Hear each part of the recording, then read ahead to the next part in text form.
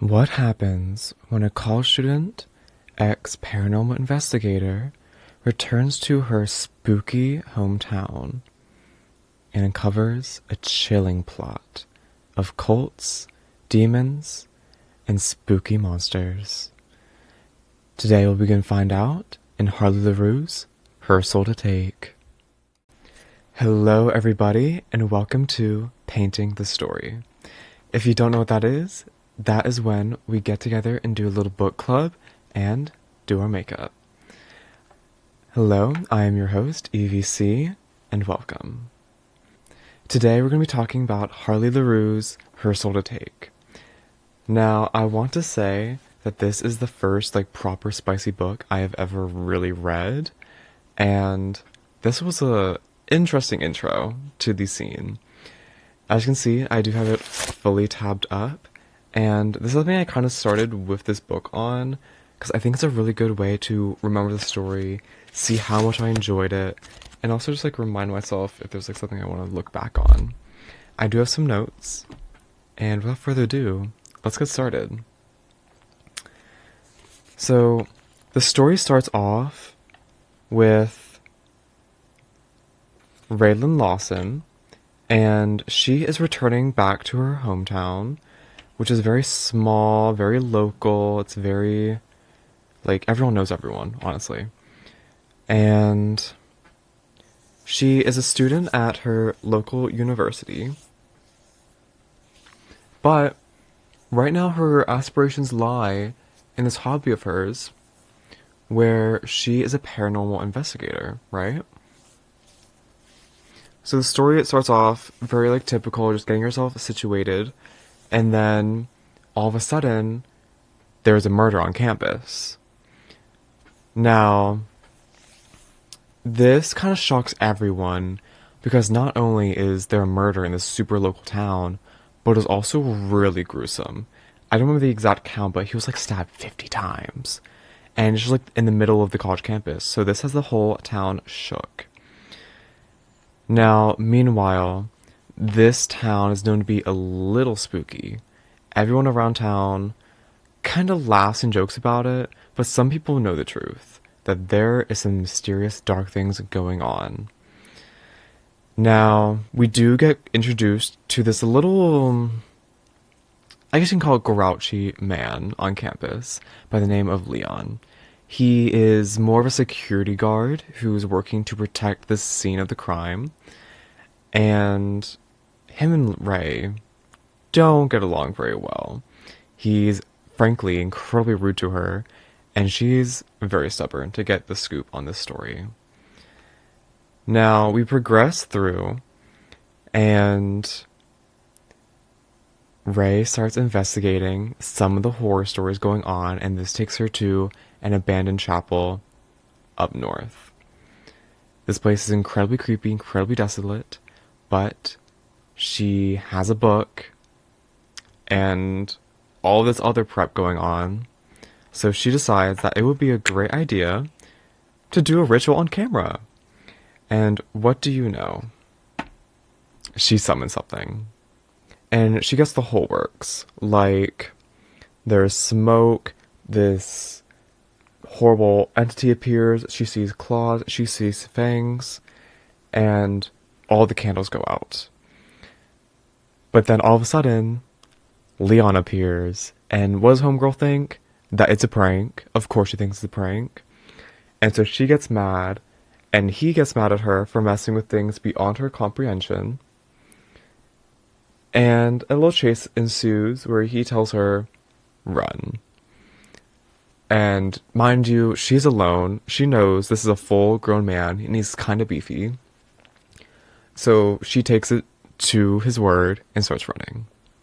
She does make it back, but now she has extra beef with this Leon guy, and their relationship is not off to a good start. Fast forward, we kind of get more tea on the situation. There's this other family, because of course, the most powerful families are the tea of this town, and they actually happen to be the founding families. Now, a little backstory, we got I don't know how many it was, but the two we're going to focus on are the Hadleys and the Lawsons. Now, we already know about Raylan Lawson, but there's also her parents who are away, basically retired in some European country. But then the Hadleys, they all still reside in this small town, and they basically control it. So, they quickly introduce themselves to her, to Ray, when she's on campus, because the three children of the Hadleys, Victoria, Jeremiah, and Everly, they all attend the same university as her.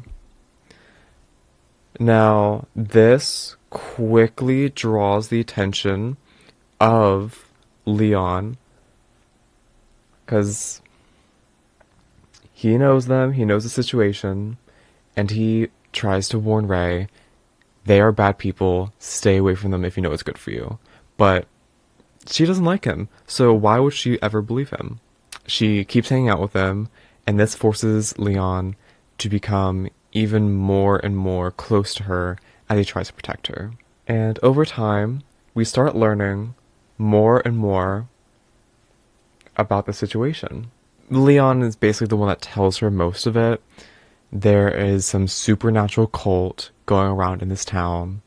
They're the ones who killed the guy, and their father of the Hadleys, whose name is Kent, is the leader of this cult.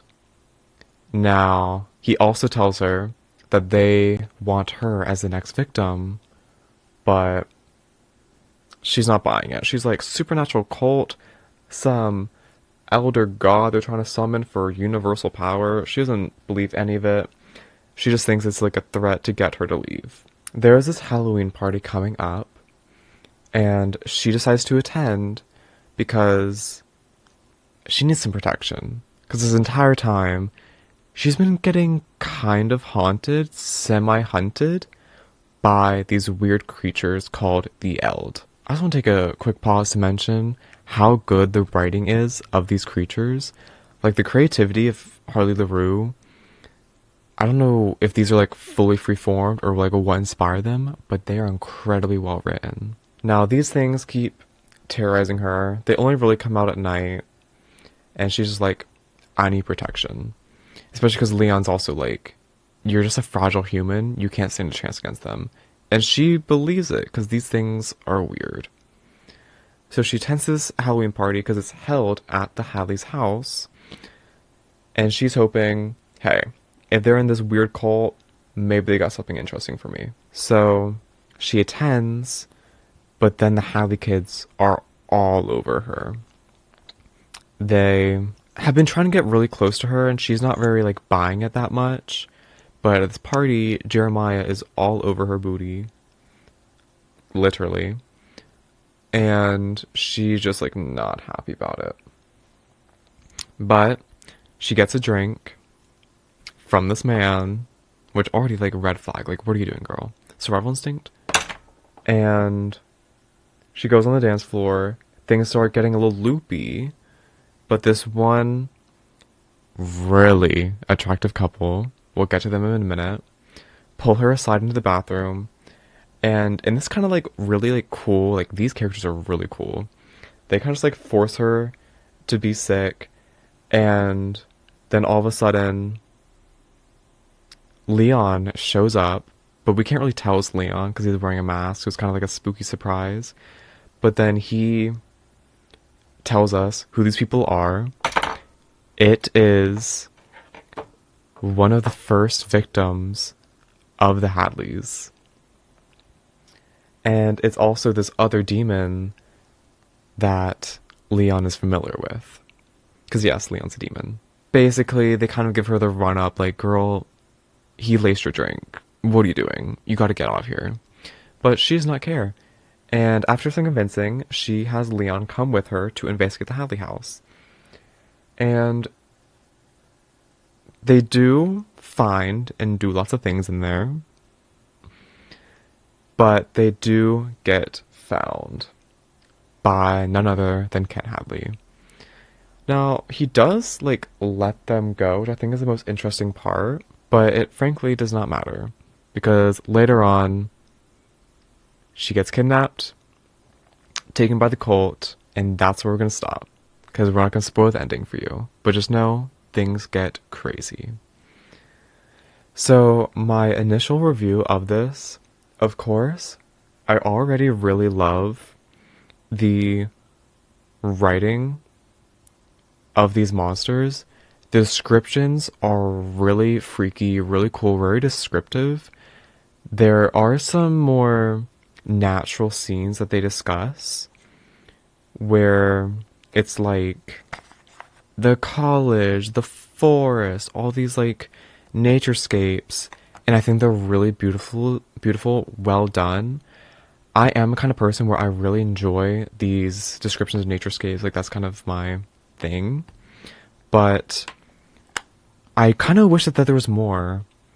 But I do understand, like, that's not the focus of the story. Like, it's more about the relationship between Leon and Ray. Now, when we're getting introduced to characters, I think Ray is amazing. She's your typical, like, I'm imagining, like, a Lorelai from Gilmore Girls.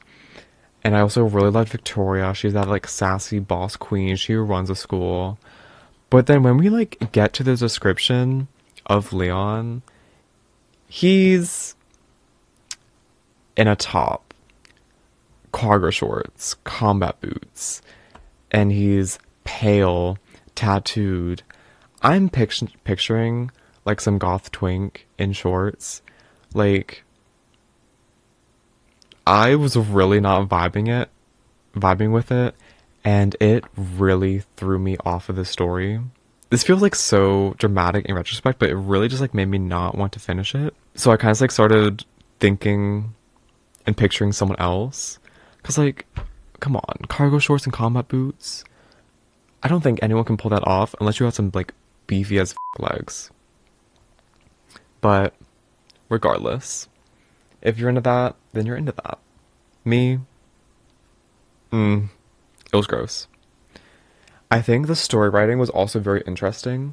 The world building felt natural and also felt very personal. Like, you could really fit into this place.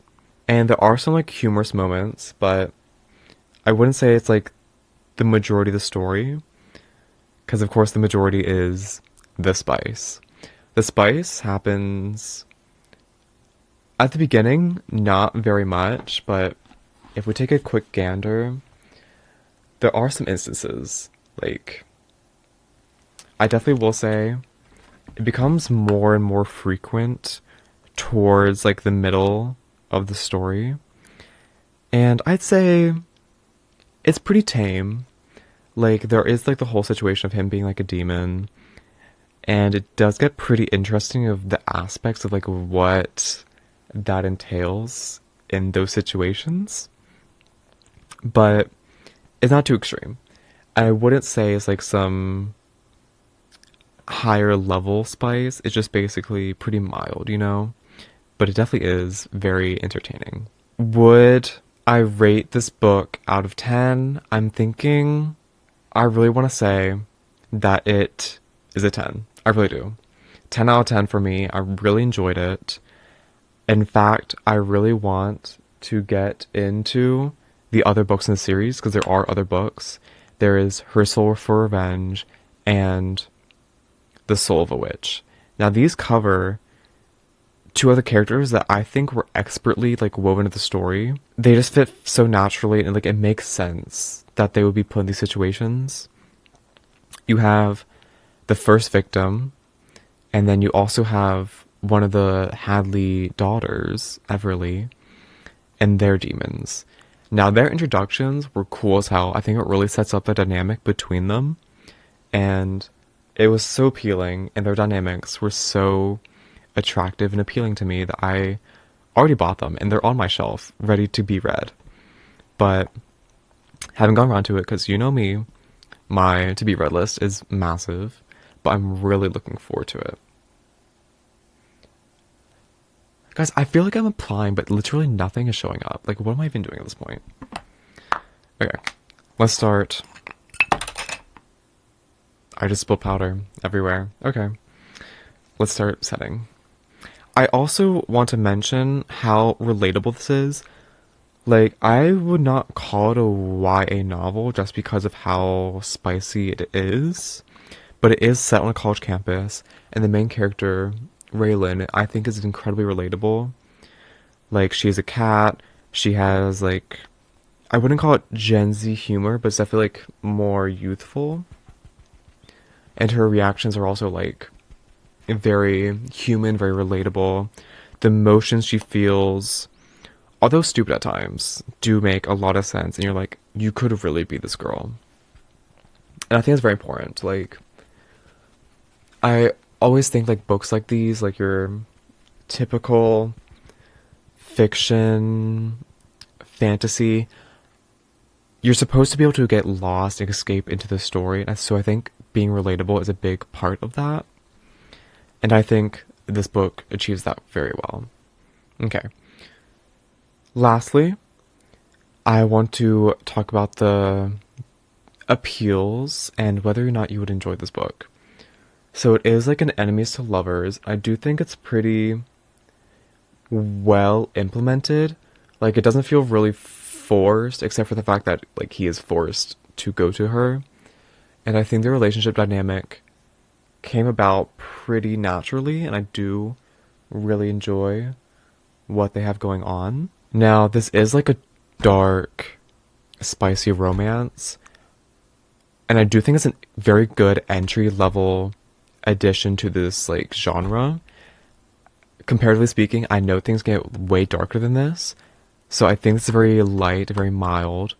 It's easy to get into, and, like, you're not going to be overwhelmed. I think it's more artistically heavy, so I think you would enjoy it, even if you're not there for the spice, and you're just there for, like, the fantasy, dark drama, you know?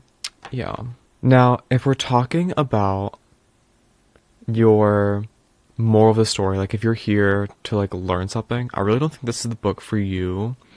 As far as I can really tell, there is no overarching message. Like, you're not gonna walk away being like, oh my god, my life is, like, so changed. I have a completely different worldview. I think this is really just more of an entertainment for your enjoyment story. And with that said, I would really recommend this to anyone who frankly just enjoys dark fantasy, dark romance. If you're looking for something crazy, like, I don't want to go like 50 Shades Grey, but, like, even like that and worse than that, you're not going to find this here. This is definitely, like, way more mild, way more digestible, and good for beginners. Okay, I went ahead and finished my lashes off camera. I fixed myself as well, because apparently doing makeup on camera is really difficult. And I literally was applying so much blush earlier, but it was just, like, not going on. But then I overcompensated, and I had to kind of take it off, kind of. But I hope it looks fine now. Thank you guys so much for watching. For this book, I personally really enjoyed it.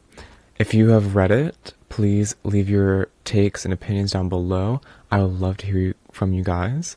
If you have not read this book, I hope I have appealed to you to read it for yourself, because I think it's a worthy read. If you guys liked today's episode, please subscribe and follow down below. It does mean a lot and helps my channel grow.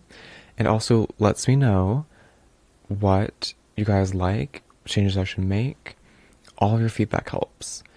I do have other social medias linked in my bio and in the description below, where you can find me on basically every social media platform doing all sorts of things. We did just open up a Patreon, which Tier 1 allows you to interact with me directly, get community feedback, and know what's happening.